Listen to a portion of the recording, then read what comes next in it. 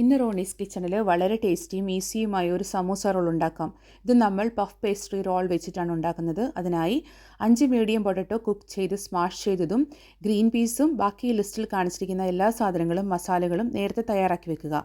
ഒരു പാനിൽ എണ്ണ ഒഴിച്ച് തയ്യാറാക്കി വെച്ചിരിക്കുന്ന പൊടികളും പെരുംജീരകം ഇട്ട് പച്ചമണം മാറുമ്പോൾ ഇഞ്ചി, വെളുത്തുള്ളി, കറി ലീഫ്, ഗ്രീൻ ചില്ലി, സവാള, കൊറിയാണ്ടർ ലീഫും ഉപ്പും ഇട്ട് സോഫ്റ്റായി വരുമ്പോൾ ഗ്രീൻ പിയാസും നേരത്തെ തയ്യാറാക്കി വെച്ചിരിക്കുന്ന സ്മാഷ്ഡ് പൊട്ടറ്റോയും കൂടി ഇട്ട് സോട്ട് ചെയ്ത് സാൾട്ട് നോക്കി ആവശ്യമെങ്കിൽ കുറച്ചും കൂടി നമുക്ക് ആഡ് ചെയ്യാം.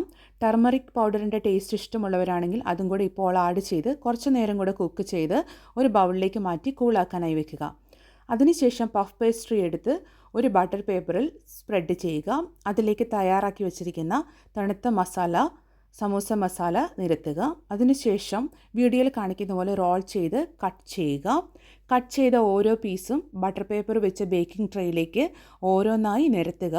ഒരു മുട്ട ബീറ്റ് ചെയ്ത് ഓരോന്നും എഗ് വാഷ് ചെയ്തെടുക്കുക. അതിനുശേഷം ഓവനിൽ 190 ഡിഗ്രിയിൽ 20 to 25 മിനിറ്റ്സ് ബേക്ക് ചെയ്യാം. ഓരോ അവൻ്റെയും സെറ്റിങ് ഡിഫറെൻ്റ് ആയിരിക്കും. അതനുസരിച്ച് നമ്മളിത് സെറ്റ് ചെയ്തെടുക്കണം. നമ്മുടെ സമൂസ റോൾ ഇവിടെ റെഡി ആയിട്ടുണ്ട്. ഈ വീഡിയോ നിങ്ങൾക്ക് ഇഷ്ടമായാൽ എൻ്റെ ചാനൽ സബ്സ്ക്രൈബ് ചെയ്യണേ. താങ്ക്